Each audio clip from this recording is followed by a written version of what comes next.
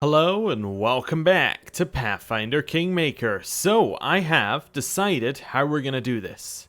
So, what we're going to do is I'm going to show you the successful attempt. That's how we're going to handle the amount of times this could take. So I'm going to say we're going to start attempt number whatever, and then that number will be however many times it's taken for me to actually do this.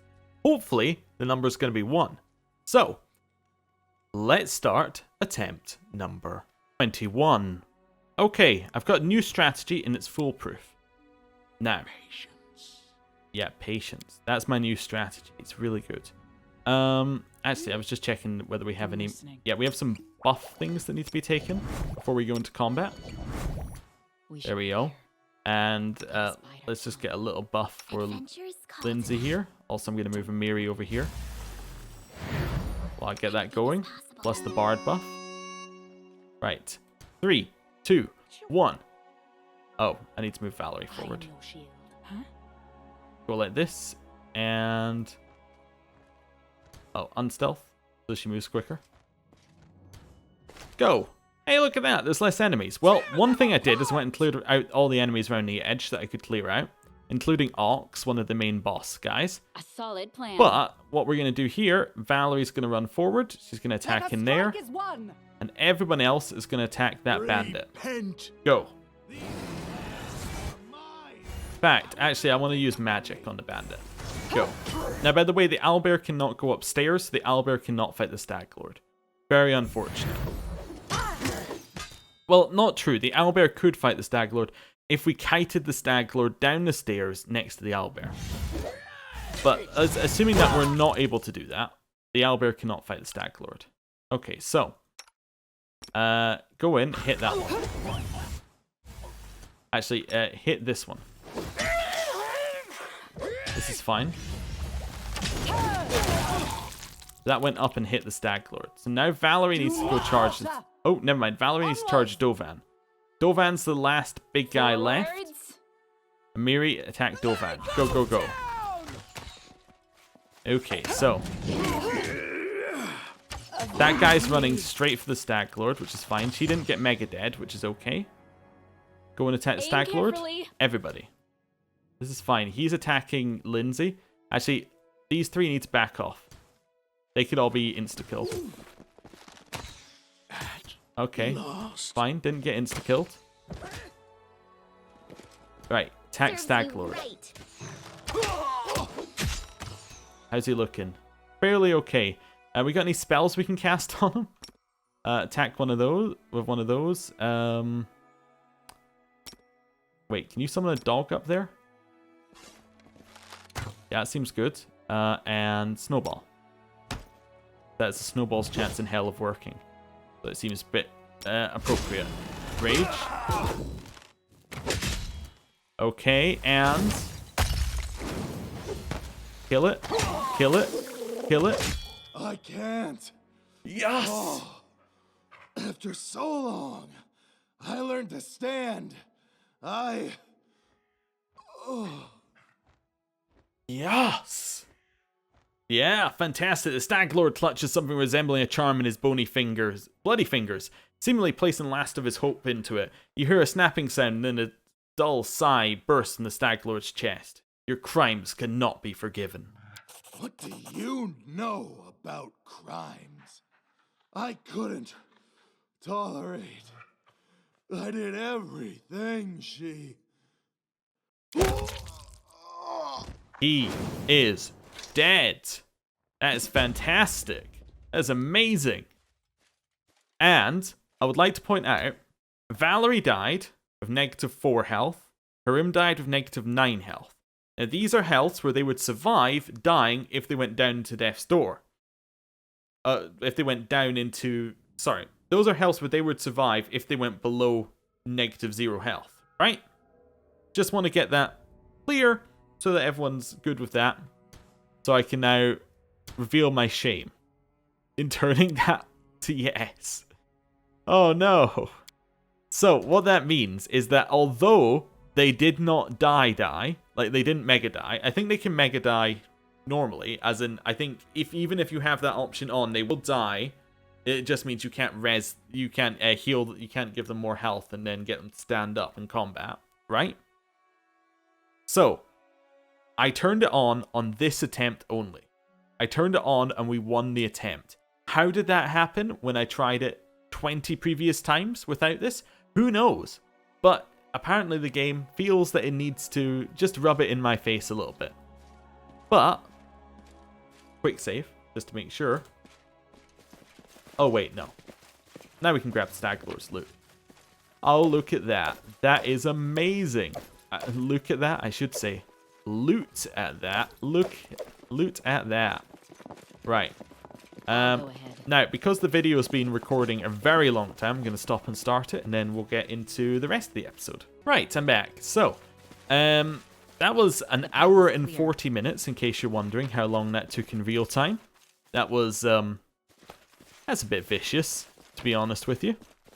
Kind of thought maybe take half an hour, but yeah, whatever. I don't think there's any more loot on any of these guys. Now, we did get something that Amiri finds over here. Yeah, we'll have the curry. That's fine. Right. Owlbear didn't die, did it? The owlbear indeed did not die. Here's Ox, by the way, in case you were wondering where I killed him. Owlbear, alive. Very much. So this is where I killed this Ox fellow, and he has an axe. Not an ox, but, you know, you could kind of say it in that way. Right. So, let's heal everyone up. That seems like a good first step. We have some heals left, which is also... We survived with heals left over. That's crazy. Like, that seems crazy to me. That not only did we survive, but we had extra healing that was not used. It just seems incredible. After that many attempts, it's like, this attempt, just so easy. Right. Heal again. Okay, we're good. We're absolutely good. That's fantastic. Quick save. So, things that we picked up. Let's get our new loot. Can I sort this from, like, order I got? Oh yeah, from newest to oldest. Perfect. So we got a Belt of Mighty Constitution, a +2 to Con. That's actually seeming like an Amiri item. Although she's got the Belt of Giant Strength. So that seems like a Valerie item. She's got Explorer's Belt. +2 to Con. Okay. That seems like a Harim item. There we go. He now has Insane Con. Which is quite nice. Great Club. This is a two-handed club. Now, Amiri could use it, but it does a lot less damage than her really large sword. So I think we'll probably keep her on a really large sword. Kakuri can actually be used by multiple people. It can be used by Valerie. Okay, doesn't do that much. It probably can be... Oh, it can't be used... Okay, so it can actually only be used by Valerie and Amiri, but that's fine. Amiri's not going to use it. Agile Rapier. Agile means it works off of dex. We could use that instead of the dagger temporarily. Yeah. Well, wait. If I move it to second weapon set, there we go. Yeah, that will still do more than the dagger, even with the dagger bonus that she has on. That's fine. People have been mentioning quite a lot, like, a lot of people have been saying that I should level her wizard and make her an arcane trickster. We'll see. We'll see what the options are, but I hear you. I hear you. Trust me. I got it. Oh, +1 competency on bow on attack rolls. That seems good. Elven Kind. +5 competency bonus on mobility checks. Amiri? He kind of runs in. Stag's Helmet. +1 insight in attack rolls against flat-footed and flanked target. I think that would work well, although she's got why she got the headband of intelligence? I mean, she is a wizard. I suppose it does make a little sense. Especially if we go more trickster. I guess that then means that this is Amiri's. It's Amiri's or it's Lindsay's. Although flat-footed targets would only... Well, yeah. The reason... Well, I think Amiri probably. Let's get her more attack roll pluses. Seems good. We got the Woodland Aegis. So, +2 studded armor allows the wearer to cast Bark Skin twice once per day. Now, it would be good on... Lindsay, probably, right? Yeah, be good in Lindsay. Basically an upgrade of what she's already wearing. Get her that on. The bow is probably perfect for Octavia. Yep. This +1 composite longbow grants its wielder the ability to cast... Oh, it's not a short bow, so she loses that bonus she gets there, but it also grants the wielder the ability to cast Aspect of the Falcon 3 times per day for 1 minute per each, where they get +3 on perception, +1 on competency, and a critical multiplier for the bows becomes better. Yeah. I think that even with the extra bonus she's got, that seems better. I'll double check. What's her ability like? So, it is weapon focus is a +1 on attack rolls. Yeah. So it's +1 basically on attack roll, but this is +1 on damage and attack because it's a... Well, sorry, it's +1 on attack rolls because it's a +1 bow, which her other one was as well. But it also gives her all the other bonuses and does more damage, so. Cloak of Winter's Veil. Saving throw on a +1 resistance and all saving throws in cold resistance goes up by 10. Okay, Valerie, I guess? Yeah. Okay, well that's a lot of stuff we picked up there. Okay, quick save. Head on in. Now we already kind of know what's inside because we've been here once. And we saw the quest description last time. That's okay. Right, Octavia. Get rid of the traps, would you? I see something. Yeah. Didn't see that trap, huh? That's alright. I did as you asked. Done and done. You did. I can't argue. That's a punching dagger. Do you think that counts as a dagger? No, it could do. So punching dagger seems like a better one than the rapier we just picked up, if it counts as a dagger, or does it count as a punching dagger in particular? I assume it's not in the dagger class, because it says punching. We also picked up this padded armor, which allows her more dex if she had it, which she doesn't. But also lowers the arcane spell failure to 5. Quite nice. Yeah, it's just slightly better armor. Okay. I'll do a little quick save to make sure that we're okay here. I did as you asked. Grab that one. Grab that one. Grab that one. Nice. And then we've got empty wine bottles cover the floor. Somebody was drinking. We kind of already got that. I am yours to command. Okay, Octavia. We should move. You can count on In me. here, we have luxurious bed untouched. That's fine. Nobody's sleeping in the luxurious bed. Right, secret overlord's essence of the world order. Until recently, we knew this world as it was described in books and stories. A sewer torn apart by hyenas that separates us of nations and borders, oppress us with extortion and lies, and assert their authority and power. However, someone else's hand rules these slaves who act like masters. It's a threat far more intimidating than a handful of arrogant fools. Our lands are secretly ruled by the most ancient creatures of Galarian, inhabitants of the ever-dark depths who know both past and future. People are led along paths they cannot see and do not have the power to leave. To an end known only to our hidden should be just be our hidden masters. Some insist that the signs are purely coincidental, but they point to a vast conspiracy. Only a fool can fail to see how the myriad coincidences weave into a great cobweb. Or they've submitted their very will and sworn their allegiance to the unseen masters in the depth. Okay, interesting. I was just reading this. I'm like, well, yes, it could be meaning like there's all sorts of hidden thing, like powers behind the scenes. But I'm also reading it and thinking, this looks like it's talking about GMs. You know, they can see, but they know both past and future. They're led along paths.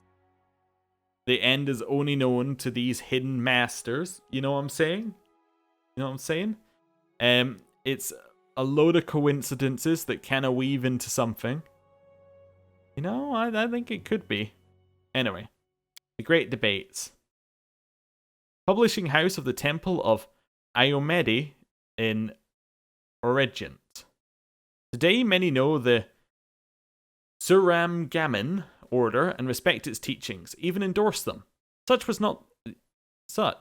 was not yet the case on that memorable day when an unheard of forest hermit came to a temple of Sarene and challenged the high priestess to a debate.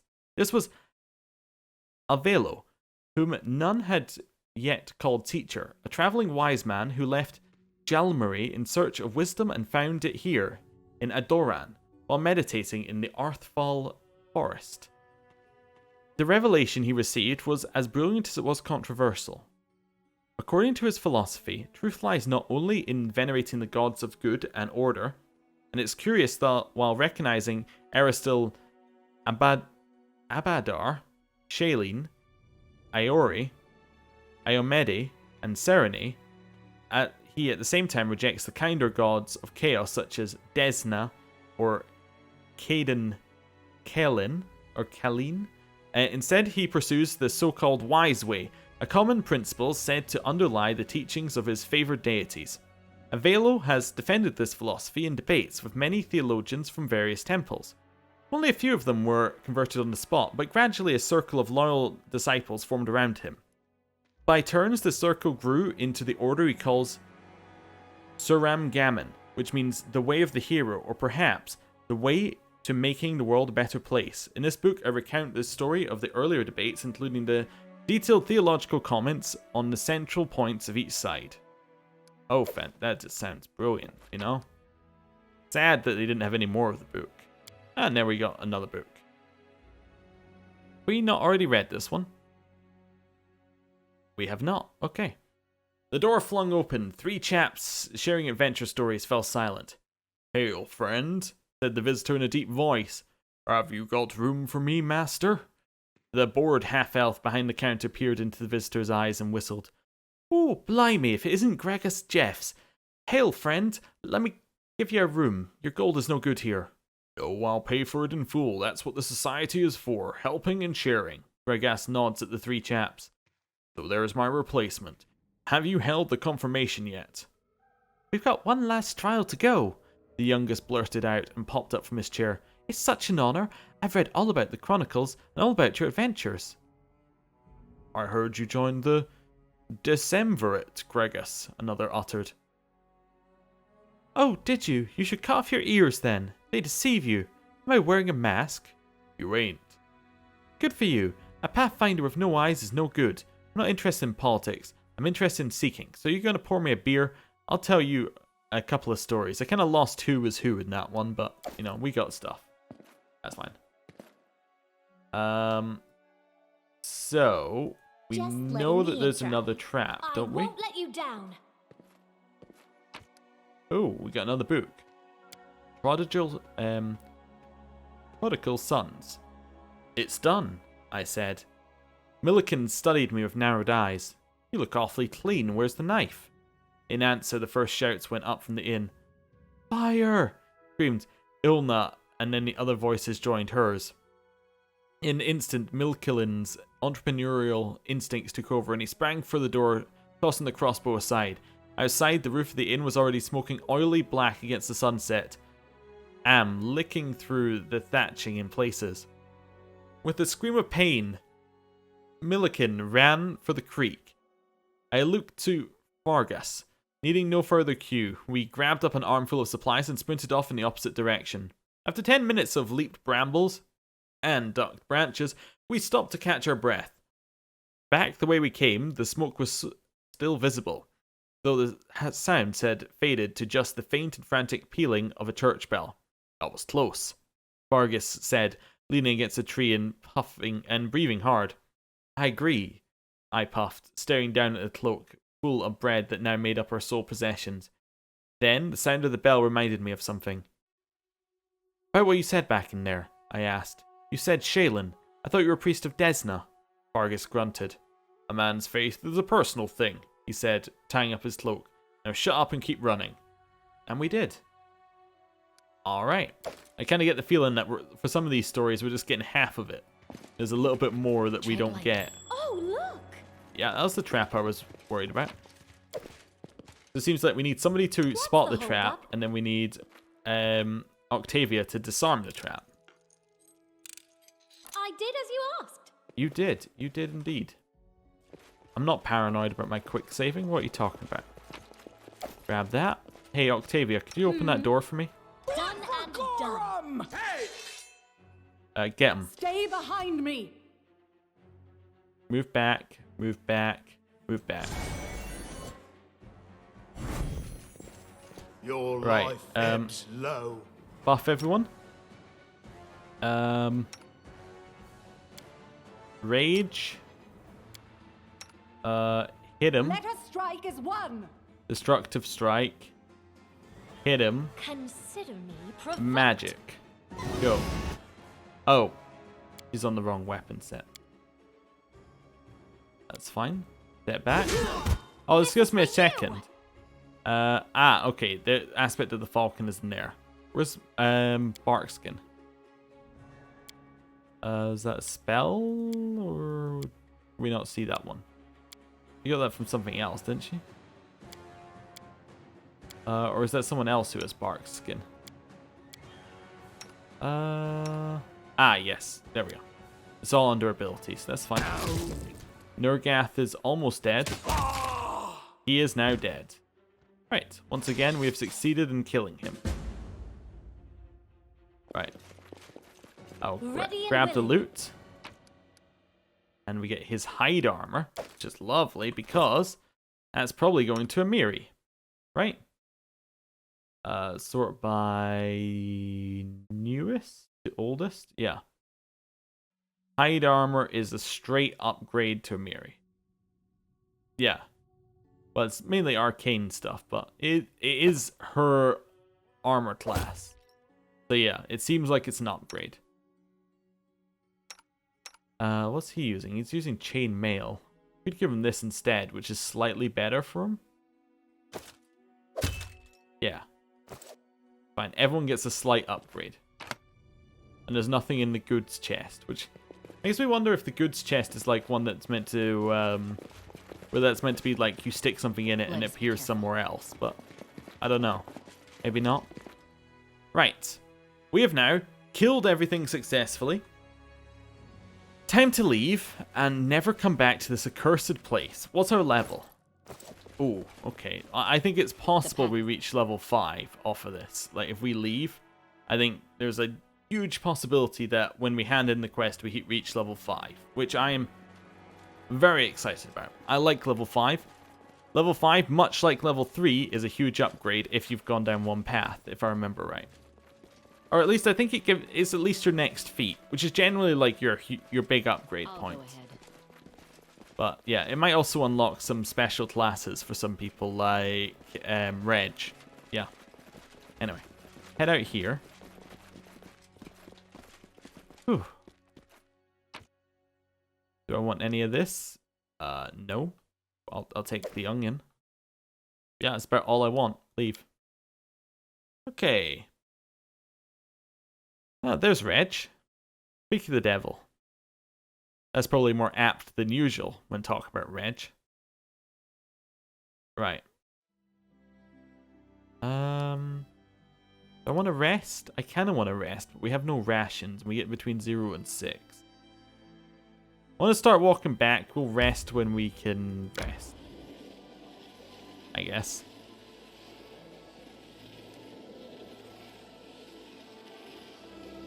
When it says we're fatigued, we'll stop.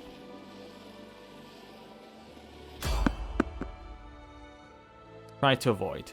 We've got people now. Failed the sneak. Okay, well that's what happened last time. That's okay. It's okay. Don't worry about it.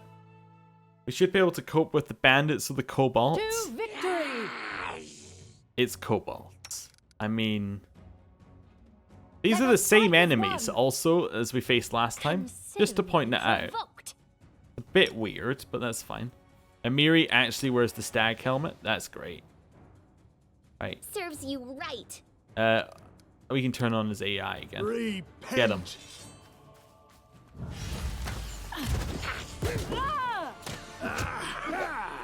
Right. Nice. That was good. Time to leave. I think given that they actually wear the stag helmet, that, you know, Amiri's got to be the top contender for wearing it. She just looks so much better in it. Right. Yeah, time to leave. That was so much easier with a full party. It's amazing. Right. We have survived another one. Time for us to go back to Oleg's. Right. Right. Back to Oleg's. I need to catch my breath. Yeah, and we're gonna avoid these enemies. That's good. Kinda wanna just go. Let's just go. I know we're gonna get fatigued, but... Resting would be nice, don't you think? yeah, in Oleg's trading post. That's where resting would be nice, right? Okay. Good stuff. Good stuff. Let's see how this goes. So... we're in Oleg's trading post. It's safety once again. I never thought I would see this day. Well, I'm thinking I might just press rest. We'll see. You know what, let's rest ourselves while we can. Alright. We can now head out from here. Seems good. Tristian is still a little bit knocked out, but that's absolutely fine. Hey, Oleg. So, I killed the Stag Lord, and everyone's alive. Are you not impressed?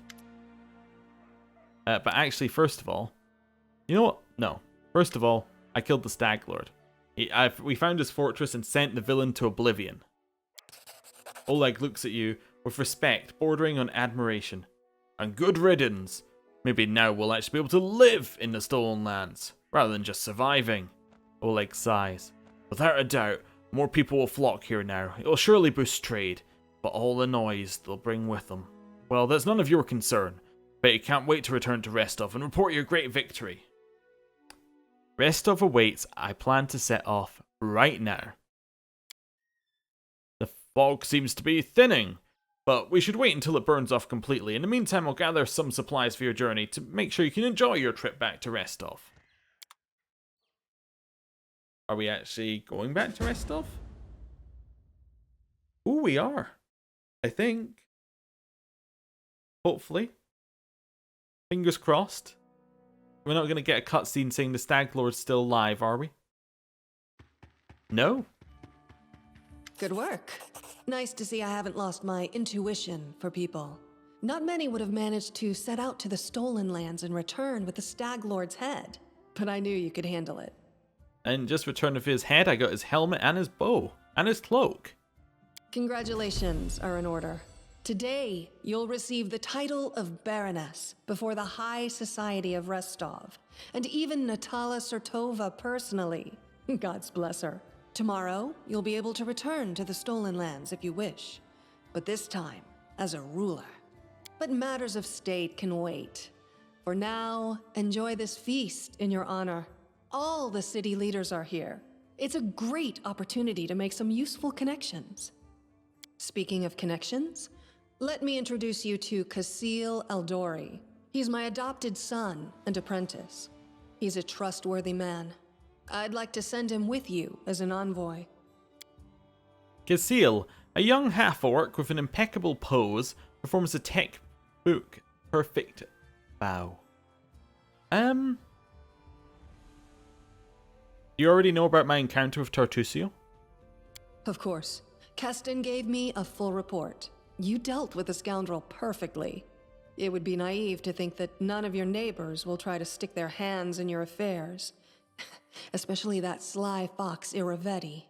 Okay. Jimandi, just what kind of game are you playing? I think I have the right to know. Yes, you certainly have that right. But tell me, how well do you know Brevoy's history or the current political atmosphere? It won't be an easy explanation. You know what? Tell me all of it. History first. What's now called Brevoy was originally two different countries, Rostland and Issia. 200 years ago, they were stuck in constant squabbles. Then, Coral the Conqueror showed up. and united the two states into one. Such diplomatic tricks are easy to manage when you have dragons at your disposal. Excuse me? He has dragons? The so-called noble houses of Brevoy, mainly Surtova, Orlovsky, and Lebeda, once ruled over Issia. We, the Aldori, ruled Rostland. The royal house Rogarvia, founded by Coral the Conqueror, forced us into obedience. But 200 years isn't long enough to make peace with such a troubled history. Even 2,000 years wouldn't be enough for us to accept Issian rule. Brevoy is a country held together by a thread, and that thread grows ever weaker. Ah, so that's what game she's playing. She wants to break free from Brevoy. Got it. We've already read most of these things, I think, over our time speaking about this, so... Next one, what do I need to know about the current political atmosphere? We, the Aldori and the great noble houses, spent 200 years under the rule of invaders, the royal house Rogarvia. We plotted, we schemed, we stabbed each other in the back, but open confrontation was out of the question. But a few years ago, House Rogarvia disappeared. No one knows how or why, but one day their manors were just empty, and the force that held Brevoy together, that kept us from a bloody feud, ceased to be. So, what you're saying is that the main house, which was keeping peace, has gone missing, and they also had power over dragons at some point? This seems like a bad omen. A very bad omen. Brevoy is currently ruled by the House Surtova, the former kings of Issia, but their power pales in comparison to that of House Rogarvia when they were here. So now Surtova and Aldori stand facing each other, staring each other in the eye, waiting for the other to draw their sword. It's an untenable situation. No one wants a civil war that would drown Brevoy in blood, but peace between us is also out of the question. So what role do I play in your plans? Rostland wants to regain its independence, and we will regain it. The power the Issians hold over us is humiliating and costly, and the Surtovas won't give us our freedom without a fight. That is, unless there is some external power that can force everyone to sit down and talk. Do you see where this is going? Yes, I can get power over all of Brevoy, Rostland, Issians, all of it. The stolen lands are disputed territory. Brevoy can't appropriate them without raising protests from each of the neighboring states. However, if some brave people were to found independent states on that land, it would be another matter entirely. My hope is that you and your future neighbors, Baron Hannes Drelev and Captain Mager Varn, will become our allies. But even your neutrality would introduce a powerful counterbalance to the aggression of the noble houses. Maybe, with your help, the inevitable division of Brevoy can occur without too much pain. Wait, I just noticed something here. He says, and my future neighbors. Are these people getting land now? Like some of the land that I just got back, or am I getting all of it? This is a bit unclear. I thought my reward was all of the stolen lands. This seems... Unless they're just the neighbors of the stolen lands, which they could be, I suppose. Anyway. Don't the Sword Lords have any other foreign allies capable of playing this role? We hope to get some help from the Maivani Aldori, the descendants of the Sword Lords who have fled from Coral's rage to build a new nation in the south. But the Issians know this well, and are doing everything they can to deny us this help. I won't go into details, but if my intelligence is correct, if a civil war starts in Brevoy, Maivan will be too occupied with its own inner troubles to interfere. Okay, so what part does Restov play in this game? Restov is a free city, proud of its independence from everyone, including the Aldori Sword Lords. But when it comes to Rostland's liberation, our goals align. This whole plan is our joint creation with Lord Mayor Yosef Selimius.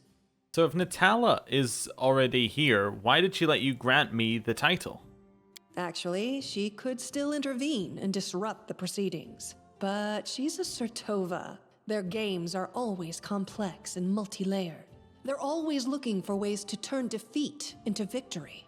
If she's decided to allow you to become a baroness, it means she already has some idea of how she can turn it to her benefit. Let's consider how she could do so. Maybe she understands that Rostland will inevitably separate and she doesn't want a war. In that case, new states in the Stolen Lands give the Isians a reason to sit down and talk without losing face. But that's an optimistic view, and truth be told, it doesn't quite match up with what we've come to expect from the Sertovas. Okay, how about point 2? She just gives me a bigger reward and then I just join her side. The more likely scenario is that Natala wants to win you over to her side. If war breaks out and at least one of you stabs us in the back, Rostland will be surrounded by enemies. That might be enough to bring about our downfall. But you would fall first, and your newly formed states would be left in ruin. The Isians always like to have someone around to pull their chestnuts out of the fire for them. A piece of friendly advice? Don't do business with House Sertovas, no matter what promises they make you. Any deal with the noble houses is a deal with devils. Unless it's House Aldori, in which case we're all good. Anyway, what happens next? How should I know? We're in the middle of a big game. And today, you move from being merely a piece on the board to being one of the players. Alright, thank you for the explanation. I hope you have a better understanding of what's at stake. Right, thank you. I'm going to go speak with the guest. Enjoy your evening. When you're ready for the official part, come to me. Ooh, alright. Well, with that, I am going to end the episode here. Thank you for watching. I'll see you next time. Goodbye.